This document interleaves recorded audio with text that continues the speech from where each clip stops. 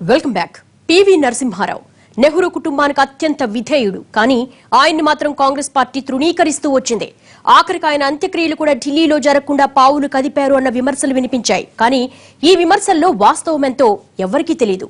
PV ఆత్మకథలో కొన్ని నిజాలు బయటకొస్తే తాజాగా విడుదలైన హాఫ్ లైన్ పుస్తకంలో ఆ చరిత్ర చెప్పని మరికొన్ని నిజాలు వెల్లడయ్యాయి. పివి నరసింహారావుకు సోనియా గాంధీతో అస్సలు పొసిగేది కాదన్నది అంతా అనుకుంటారు. అదే నిజమైతే ఆయన్ను ఏరికోరి ప్రధానిని ఎందుకు చేస్తారన్నది పెద్ద ప్రశ్న. ఈ ప్రశ్నతో పాటు చాలా అంశాలకు సమాధానమిచ్చిన పుస్తకం హాఫ్ లైన్. అసలు పార్టీలో కీలక నేతగా, విదేశాంగ మంత్రిగా, కీలక నాయకుడిగా వ్యవహరించిన పివిని ఏరికోరి ప్రధాని స్థానంలో కూర్చోబెట్టిన పరిణామాలను హాఫ్ లైన్ పుస్తకం వెల్లడించింది. ప్రముఖ పాత్రికేయుడు వినయ్ సీతాపతి రాసిన హాఫ్ లైన్ పుస్తకం పివి గురించి చరిత్ర చెప్పని ఎన్నో నిజాలు చెప్పుకొచ్చింది. On Babri Masjid, he has been framed by the Congress, even though he made a series of errors. To say that he is complicit is a pure Congress invention. But I also talk about his role in welfare schemes. He is the father of education, health in India. Of course, he made a lot of mistakes and UPA 1 improved it. For example, he is the first person to have National Employment Guarantee scheme. That scheme had problems and the UPA 1 improved it. NREGA is an improvement, but he is the person who first thought about the idea. So in many ways he changed the direction of India. Subsequent prime ministers have improved on his vision, but he is the person to have brought about a new direction. The governor very clearly says that you impose president rule. There is every possibility of the structure breaking down. అంటే ఆయన warn చేస్తున్నారు, మీరు president rule మీరు impose చేస్తే ఖచ్చితంగా ఈ కట్టడం దాన్ని కూలగొట్టే అవకాశాలు ఉన్నాయి కాబట్టి అట్లాంటి పనులు ఏం చేయొద్దు మీరు అని నెగిటివ్గా రికమెండ్ చేస్తున్నాడు. అట్లాంటి గవర్నర్ ఈ పాయింట్ అందరూ మిస్ అయ్యారు ఇక్కడ. ఇందిర హత్య తర్వాత రాజకీయాలకు దూరంగా తన భర్త రాజీవ్ను తీసుకువెళ్లేందుకు సోనియా తీవ్రంగా ప్రయత్నించారు. కానీ తప్పనిసరి పరిస్థితుల్లో రాజీవ్ ప్రధాని అయ్యారు. ఆ టైంలో ఆయనకు మంత్రిమండలిలో చేదోడు వాదోడుగా ఉన్న నాయకుడు పివి నరసింహారావు. దీంతో ఆర్థిక సమస్యల విషయంలో రాజీవ్ పివి సలహాలు తీసుకునేవారు. అలా పివి కూడా రాజీవ్ కుటుంబానికి దగ్గరయ్యారు. కానీ రాజీవ్ హత్య తరువాత సోనియా ఎవ్వరినీ నమ్మలేదు. 1991లో ఆ సానుభూతితో కాంగ్రెస్ పార్టీ ఘన విజయం సాధించింది. అప్పుడు వినిపించిన మొదటి ప్రశ్న ప్రధాని అయ్యేది ఎవరు అని. అప్పటికే పార్టీని రాజీవ్ మరణం కలచివేసింది. మరోపక్క దేశ ఆర్థిక పరిస్థితి దారుణంగా ఉంది. మరోపక్క అత్త భర్తల హత్యలతో సోనియా కూడా ప్రధాని పదవికి దూరంగానే ఉండాలనుకున్నారు. ఇలాంటి టైంలో దేశాన్ని నడిపించే సత్తా పీవీకే ఉందన్న నమ్మకం, తన మాట జవదాటరన్న విశ్వాసం ఉండడంతో ఆయన్నే ప్రధానిని చేశారు. నిజానికి పీవీని ప్రధానిని చేస్తారని అప్పట్లో ఎవరూ ఊహించి ఉండరు కూడా. కానీ ఇది రుచించని కొందరు నేతలు ఆమెకు పీవీ మీద విషాన్ని నూరుపోశారన్న వాస్తవాల్ని హాఫ్ లైన్ వెల్లడించింది. పుస్తకం రిలీజ్ చేస్తున్నప్పుడు వైస్ ప్రెసిడెంట్ హామిద్ అన్సారీ గారి నరసింహారావు గారిని బాబ్రీ మస్జిద్ ఇన్సిడెంట్లో ఆయన్ని బాధితుడిగా చెప్పారు. అది అబద్ధం అన్నటువంటి మాట ఈ పుస్తకంలో ఉంది. ఈ పుస్తకం ప్రకారం ఆ రోజున అయినటువంటి ఘటనలో Narasimha Rao garu he tried his best to prevent. ఆ సర్కమ్స్టాన్సెస్ ఎట్లా వచ్చాయంటే ఆయన ఏం చేయలేకపోయారు. ఉత్తరప్రదేశ్లో ఒక బీజేపీ గవర్నమెంట్ ఉండింది. సో నరసింహారావు గారు గిల్టీ కాదు, actually he is innocent. He tried his best to prevent demolition అన్నటువంటి మాట ఈ పుస్తకంలో ఉంది. అయినా కూడా పుస్తకం రిలీజ్ చేస్తూ ఈ హామిద్ అన్సారీ గారు ఆయన్ని క్రిటిసైజ్ చేశారు. ఇది చాలా నా అభిప్రాయంలో చాలా ఇట్స్ రిగ్రెటబుల్ థింగ్. ఈ ఢిల్లీలో ఉన్నటువంటి బుక్ రిలీజ్లో కూడా ఎక్కువ ఆయన నెగటివ్స్ గురించే మాట్లాడుతున్నారు. కానీ ఆయన అసలు నవరలాలు లేరు. తర్వాత ఈ భారతదేశాన్ని ముందుకు తీసుకెళ్లినటువంటి ప్రధానమంత్రి నరసింహారావు. ఇలా పీవీ మీద విషం చల్లడానికి 1992లో తిరుపతిలో జరిగిన సభను వాళ్లంతా పావుగా వాడుకున్నారు. నెహ్రూ కుటుంబానికి అతీతంగా కాంగ్రెస్ ను నడిపిస్తున్నారంటూ సోనియాను నమ్మించారు. దీంతో సోనియా పీవీపై కన్నెర్ర చేశారు. అదే సమయంలో జరిగిన బాబ్రీ మసీదు విధ్వంసం పీవీ ప్రతిష్టను మంట కలిపేసింది. బాబ్రీ మసీదుపై దాడిని అప్పట్లో సోనియా గాంధీ బహిరంగంగానే విమర్శించారు. అంతేకాదు పీవీ నాయకత్వం మీద తీవ్ర అసంతృప్తిని వెళ్లగక్కారు. అయినా పీవీ మాత్రం సర్దుకుపోతూనే వచ్చారు. కానీ బాబ్రీ మసీదు అంశంలో అప్పటి బీజేపీ అగ్రనాయకుడు అద్వానీ ఆడిన డబుల్ గేమ్ వల్లే పీవీ ఎలాంటి చర్యలు తీసుకోలేకపోయారన్న అంశాన్ని హాఫ్లైన్ పుస్తకంలో రచయిత వెల్లడించారు. ఒక తప్పిదం నా దృష్టిలో జరిగింది. ఉత్తరప్రదేశ్ ప్రభుత్వం నుంచి జరిగిందా, నరసింహరావు గారి కార్యాలయంలో జరిగిందా నాకు తెలియదు. 10,000 మంది, బహుశా లక్షల మంది సంఖ్యలో కరసేవ పేరుతో అయోధ్యకు వస్తున్నప్పుడు అంతమంది ఒక్కసారి సమకూరిన తర్వాత అక్కడ చేరిన తర్వాత అదుపు చేయడం సాధ్యం కాదు. భావవేశాలు అదుపు తిప్పే అవకాశం ఉన్నది. కాబట్టి అలా రాకుండా ముందుగానే ఖచ్చితంగా నివారించాలి, నియంత్రించాలి. పోలీసుల్ని, మనకున్న భద్రతా దళాలను ఉపయోగించుకుని అక్కడ అంతమంది జనసమూహం చేరకుండా ఆపాలని చెప్పన్నది మౌలికమైన నిర్ణయంలో పొరపాటు జరిగింది. అది ప్రధానమంత్రి స్థాయిలో జరిగిందా, అది ఉత్తరప్రదేశ్ ప్రభుత్వంలో జరిగింది అంటే శాంతి భద్రతలు రాష్ట్రానికి సంబంధించిన అంశాలు. రాష్ట్రంలో జరిగిందా, లేకపోతే మరి జిల్లా స్థాయిలో, జిల్లా కలెక్టర్ స్థాయిలో జరిగిందా, ఆ విషయం మరి వివరాలు పూర్తిగా తెలిస్తాక మనం చెప్పలేం. కానీ ఖచ్చితంగా అది తప్పిదమే, జరగవలసింది కాదు. దానికి ఆయన చాలా చింతించారు. చరిత్రలో ఆయన చాలా దోషిగా నిలబడాల్సి వచ్చింది, మూల్యం చెల్లించారు ఆయన. కాబట్టి ఆ ఒక్క అంశాన్ని చూసి నరసింహారావు గారి ఔచిత్యాన్ని లేకపోతే ఔన్నత్యాన్ని తగ్గించడం చాలా పొరపాటు. నిజానికి చేయని తప్పుకు నిందలు మోస్తూనే పీవీ తన పదవి మీద దృష్టి పెట్టారు. పరిస్థితుల దృష్ట్యా 10th జనపథ్కు వెళ్లటం కొద్దిగా తగ్గించారు. కొన్ని వ్యవహారాల్లో స్వతంత్రంగా అడుగులేయటం మొదలుపెట్టారు. ఇవన్నీ పీవీ ప్రత్యర్థులకు అస్త్రాలుగా మారాయి. పీవీ తిన్నింటి వాసాలు లెక్కిస్తున్నారంటూ సోనియా మదిలో విషబీజాలు బలంగా నాటారు. నిజంగా అప్పట్లో దేశం ఉన్న పరిస్థితుల్లో ఆర్థిక రంగాన్ని పునరుద్ధరించే పనుల్లో పడిపోయి ఆయన తనపై విమర్శలకు సోనియాకు వివరణ ఇచ్చుకోలేకపోయారు. ఇలా పీవీ మీద ప్రతి ఒక్క అంశాన్ని సోనియాకు వ్యతిరేకంగా చెబుతూ రావడంతో ఆయనపై సోనియా విపరీతమైన కోపం పెంచుకున్నారు. 1995 ఆగస్టులో అమేథీలో ఓ బహిరంగ సభలో పీవీపై సోనియా ఆగ్రహం కట్టలు తెంచుకున్నట్లయింది. రాజీవ్ మరణానంతరం రాజకీయ శూన్యత ఏర్పడిందని, 4 ఏళ్లైనా ఆయన హత్య కేసు నత్తనడకన నడుస్తోందంటూ పరోక్షంగా పీవీని టార్గెట్ చేశారు సోనియా గాంధీ. వాస్తవానికి ఆ 4 ఏళ్లలో పీవీ నరసింహారావు వైపు నుంచి ఎలాంటి కవ్వింపు చర్యలు లేవు. సోనియాను ఆయన ఎన్నడూ వ్యతిరేకించింది లేదు. 1970లో ముఖ్యమంత్రిగా ఇందిరాగాంధీతో ఎదురైన అనుభవాన్ని 2 దశాబ్దాల తర్వాత ఆమె కోడల నుంచి ఎదుర్కొన్న పల్లెత్తు మాట కూడా అనలేదు పీవీ. మౌనంగా తన పని తాను చేసుకుంటూ పోయారు. కానీ ప్రత్యర్థులు ఎత్తుగడల ముందు పీవీ చాణక్యం పనిచేయలేదు. పార్టీలో కొందరు తమ మనుగడకి దెబ్బతిని ఈయన తాము చెప్పినట్టుగా పనిచేయట్లేదన్న ఉద్దేశంతో ఈయన దింపుదామనుకున్నప్పుడు దింపలేని పరిస్థితుల్లో ఉన్నప్పుడు ఏం చేయాలో తెలియక 2 ప్రయత్నాలు చేశారు. ఒకటి, మన్మోహన్ సింగ్, పివి నరసింహారావు గారి ఆ ఇద్దరి జోడీని విడదీయాలని ఒక ప్రయత్నం.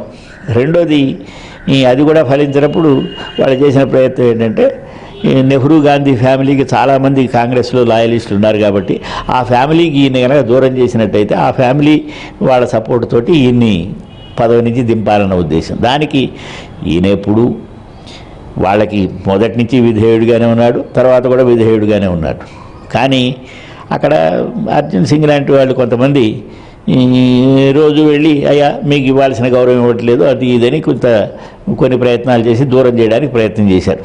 కాలక్రమంలో పీవీ మీద వ్యతిరేకత మరింతగా పెరిగి అది కాస్త అవిశ్వాసానికి దారితీసింది. 1994లో అవిశ్వాస తీర్మానాన్ని ఎదుర్కోవడానికి పీవీ కొన్ని అనైతిక చర్యలకు పాల్పడ్డారన్న అభియోగాలు వచ్చాయి.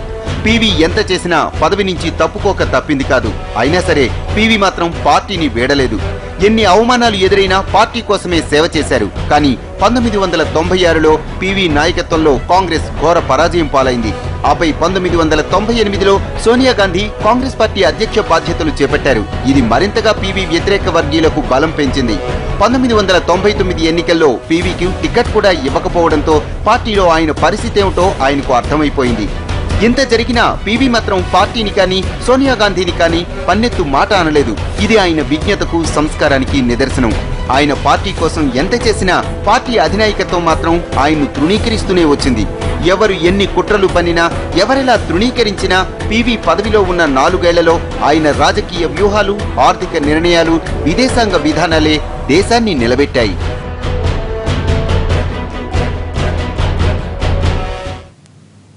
ఆయన చేయి తీరిన పాత్రికేయుడు, అపర భాషా కోవిదుడు, జ్ఞాన్పీఠ్ పొందిన సాహితీకారకుడు, అందుకు మించిన ఓ రాజకీయ ధురంధరుడు. ఈ ఉపోద్ఘాతమంతా పీవీ నరసింహారావు గురించే. ప్రధానిగా ఉన్న తన కుటుంబాన్ని అధికారానికి దూరంగా ఉంచిన రాజనీతిజ్ఞుడు. పార్టీ కోసం, దేశం కోసం ఎంతో చేసిన ఆయన చివరి రోజులో కోర్టుల చుట్టూ తిరగడానికి ఆస్తులు అమ్ముకున్నారు అన్న సంగతి కొద్ది మందికే తెలుసు. పివి జీవితం గురించి చరిత్ర చెప్పని నిజాల సమాహారంగా వస్తున్న పుస్తకమే నరసింహుడు. పివి నరసింహారావు దేశ ప్రధాని అయిన తొలి తెలుగు తేజం. 1921లో వరంగల్ జిల్లాలో రుక్నాబాయి సీతారామారావు దంపతులకు పుట్టిన ఆపై వరంగల్ గ్రామానికి చెందిన పాములపర్తి రంగారావు రుక్మిణమ్మలు ఆయన్ను దత్తత తీసుకోవడంతో పాములపర్తి వెంకట నరసింహారావు అయ్యారు. 1938లో నిజాం నిషేధాన్ని ధిక్కరిస్తూ వందే మాతర గీతం పాడినందుకు ఉస్మానియా నుంచి ఆయన్ను సస్పెండ్ చేశారు. దీంతో నాగ్పూర్ యూనివర్సిటీలో చేరి LLB పూర్తి చేశారు. ఆపై బూర్గుల రామకృష్ణారావు శిష్యుడిగా కాంగ్రెస్ లో చేరారు. ఆపై కాకతీయ అనే పత్రిక ప్రారంభించి అందులో జయ అనే కలం పేరుతో వ్యాసాలు రాశారు.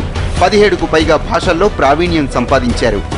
1957లో మంథర నుంచి ఎమ్మెల్యేగా గెలిచి రాష్ట్ర రాజకీయాల్లో అడుగుపెట్టారు. 1962లో మంత్రి అయ్యారు. న్యాయ, సమాచార, దేవాదాయ, వైద్యారోగ్య శాఖ మంత్రిగా బాధ్యతలు నిర్వహించారు.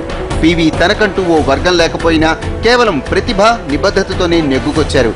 ప్రత్యేక తెలంగాణ ఉద్యమం సమయంలో అనివార్య పరిస్థితులు పివిని ముఖ్యమంత్రిని చేశాయి. అప్పట్లో కుల వర్గాల నుంచి పెద్ద పోటీ వచ్చినా వివాదరహితుడిగా ఉన్న ఆయన వ్యక్తిత్వమే ముఖ్యమంత్రి పదవిని తెచ్చిపెట్టింది. సీఎంగా ఉండగా ఎన్నో కీలక నిర్ణయాలు తీసుకున్నారు. గరిష్ట భూపరిమితి చట్టం, విద్యా చట్టం, దేవాదాయ వ్యవస్థలో మార్పులు తెచ్చింది పివినే. కానీ 1972లో జయాంధ్ర ఉద్యమం బలపడడంతో రాష్ట్రంలో రాష్ట్రపతి పాలన విధించడంతో ముఖ్యమంత్రిగా పివి హయాం ముగిసింది. ఆపై 1977లో మొదటిసారిగా ఎంపీగా పోటీ చేశారు. అక్కడి నుంచి కేంద్ర కాంగ్రెస్ లో కీలక నాయకుడిగా ఎదిగారు. అంతర్జాతీయ సమాజం మీద ఆయనకున్న అవగాహన పివికి విదేశాంగ మంత్రి పదవిని దక్కేలా చేసింది. అలా పార్టీలో కీలక నాయకుడిగా ఎదిగిన పివి 1991 ఎన్నికలకు ముందు రాజకీయ సన్యాసం పుచ్చుకుందామనుకున్నారట. కానీ ఆపై రాజీవ్ మరణంతో ఆయనే ప్రధాని పదవి చేపట్టాల్సి వచ్చింది. అప్పట్లో మైనారిటీ ప్రభుత్వాన్ని సమర్థంగా నడిపించడంలో పివి రాజకీయ చతురత ప్రత్యర్థులకు కూడా ఆశ్చర్యం కలిగించింది. ప్రధానిగా ఆయన చేపట్టిన సంస్కరణలు దేశ భవిష్యత్తును మార్చేశాయి. ఆర్థిక మంత్రిగా మన్మోహన్ సింగ్ ను ఎంపిక చేసుకోవటం దగ్గర నుంచి ఆయనకు పూర్తిగా స్వేచ్ఛనిచ్చి సంస్కరణలను పరుగులు పెట్టించారు. ఆర్థిక శాస్త్రంలో నైపుణ్యం ఉన్నటువంటి మేధావి అయినటువంటి మన్మోహన్ సింగ్ గారిని ఫినాన్స్ మినిస్టర్ ఉపయోగించి నీ యొక్క మేజర్స్ అంతా ఉపయోగించి నీ ప్రపంచంలో ఉన్నటువంటి ఆర్థిక శాస్త్రవేత్తలతో సంబంధాలు ఉన్నాయి, చాలా క్షుణ్ణంగా చదివావు, ఈ దేశాన్ని ఉద్ధరించాలంటే ఏమేం చేయాలి అన్నీ చేసేసాయి. నీకు మనకి వ్యతిరేకంగా ఎంతోమంది విమర్శ చేస్తుంటారు, వాటన్నిటికీ నీకు నేను రక్షణ ఇస్తా అనేటువంటి పొలిటికల్ అభయిస్తూ ఆయన ఇచ్చి ఈ విధంగా నువ్వు లిబరలైజ్ చేయి, కానీ నిట్టి గిట్టి అంటారు చూసారు, తఫ్సీలాత్ అంటారు, విషయంగా చేయవలసినవన్నీ కూడా నీ ఇష్టం వచ్చినట్టు చేయాలని చెప్పారనమాట అండి. ఆ స్వాతంత్ర్యాన్ని ఒక మేధావికి ఇవ్వటం వలన ఆ మేధావి ఏమేమి చర్యలు తీసుకోవాలో ఆ చర్యలు తీసుకోగలిగాడు. పంజాబ్లో తీవ్రవాదాన్ని అణిచివేయటంలో సక్సెస్ అయిన పివి కాలక్రమంలో కీలక విషయాల్లో నిర్ణయం తీసుకోకుండా కాలమే పరిష్కారం ఇస్తుందన్న ధోరణిలో ముందుకెళ్లేవారన్న విమర్శలు వినిపించాయి. కాశ్మీర్లో హజరత్ బాల్ అనే దర్గాలోకి తీవ్రవాదులు ప్రవేశించారన్న వార్త తెలియగానే ఇందిరాగాంధీలా సైనిక చర్యకు ఆదేశించలేదు. దర్గా చుట్టూ సైనిక బలగాల్ని మోహరించి దర్గాకు కరెంట్, వాటర్ అన్నీ కట్ చేసి 10 రోజుల పాటు వేచి చూశారు. దీంతో విసిగెత్తిన తీవ్రవాదులు 11వ రోజు స్వచ్ఛందంగా లొంగిపోయారు. ఇలా కీలక సమయాల్లోనూ కాలానికే పరిష్కారాన్ని వదిలేసే ధోరణి ప్రధానిగా చివరి రోజుల్లో ఎక్కువ అనుసరించేవారన్న విమర్శలున్నాయి. మనం చూస్తే ఆ రోజు పరిస్థితులు మీకు తెలుసు. రాజ్యసభ సీటు కూడా ఇవ్వలేదు, వాపసు వచ్చేద్దామన్న ఉద్దేశంతో. ముఖ్యంగా ఆయన అసలు రాజకీయానికే కాదు, జీవితంలో కూడా సన్యాసం తీసుకోవాలన్న ఉద్దేశంతో. ఎందుకంటే కొట్టాలం స్వామీజీ ఆయన వచ్చి సన్యాసం తీసుకొని ఆ పీఠాధిపతి కమలమని రిక్వెస్ట్ కూడా చేయడం జరిగింది. ఆయన పుస్తకాలు, ఆయన ఉన్న ప్రాపర్టీస్ అన్నీ హైదరాబాద్కి పంపించేసి వచ్చేద్దామని దృష్టిలో ఉన్నప్పుడు అప్పుడు దురదృష్టవశాత్తు అక్కడ రాజీవ్ గాంధీ గారి హత్య జరగటం. హత్య జరిగినప్పుడు senior most leader, most experience leader ఉన్నారు. అదే కాకుండా మిగతా వాళ్ళకి, ప్రతి వాళ్ళకి వాళ్ళ గ్రూపులన్నీ ఉన్నాయి. వాళ్ళని కంట్రోల్ చేయడం మంచిదా కాదా అన్నప్పుడు వెంటనే ఈయన్నే చేయాలని అందరూ నిర్ణయం తీసుకొని ఈయన్ని కాంగ్రెస్ ప్రెసిడెంట్ చేయడం, ఎలక్షన్స్లో సింగిల్ లార్జెస్ట్ పార్టీగా రావడం, వచ్చిన తర్వాత మరి ఈయన్నే మళ్ళీ ప్రైమ్ మినిస్టర్ క్యాండిడేట్గా చేయడం జరిగింది. ప్రధాని పదవి దిగిపోయిన తర్వాత పార్టీలో ఆయనకు కనీస గౌరవం కూడా దక్కలేదు.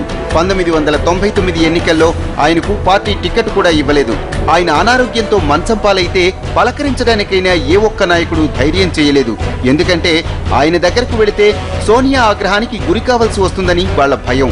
ఆఖరకు మరణించిన తర్వాత ఆయన పార్థివ శరీరాన్ని ఏఐసిసి కార్యాలయంలోని కూడా అనుమతించలేదు. అంతేకాదు ఆయన అంతిమ సంస్కారాన్ని హైదరాబాద్ లో చేయడానికి వాళ్ల కుటుంబంపై ఒత్తిడి తెచ్చారంటూ హాఫ్ లైన్ పుస్తకం చరిత్ర తెలియని నిజాల్ని రాసుకొచ్చింది. ఈ పుస్తకాన్ని తెలుగులో నరసింహుడు అని అనువదించారు రచయిత. పివి అంతిమ సంస్కారం కూడా సవ్యంగా సాగలేదు. ఆయన శవం పూర్తిగా కాలకుండానే అంతా వెళ్లిపోవడంతో సగం కాలిన శవం పైకి లేచిన విషయం అప్పట్లో ప్రతి తెలుగువాడిని కలచివేసింది. నిజంగా ఒక ప్రధాని స్థాయి నాయకుడికి ఇలాంటి అవమానం జరగటం నిజంగా దురదృష్టకరమే. కానీ తమకు ఎసరు పెడతారన్న అక్కసుతో చెప్పుడు మాటలు విన్న అధిష్టానం ఆయన్ను దూరం పెట్టిందే తప్ప నిజానికి ఆయన స్వయంకృతం అందులో ఏమీ లేదు. నిజానికి పివి సమర్థుడన్న విషయం అధిష్టానానికి తెలుసు. కానీ ఆ సమర్థతే ఆయనకు ప్రత్యర్థిగా మారింది. ఆయనకి మంచి పేరు వస్తుందని చెప్పి ఆయన్ని కింది ఆయన పేరే లేకుండా చేయాలనే ఉద్దేశంతో ఆయన మరణించినప్పుడు ఆయన యొక్క బాడీని కాంగ్రెస్ పార్టీ ఆఫీసులో కూడా పెట్టలేదు.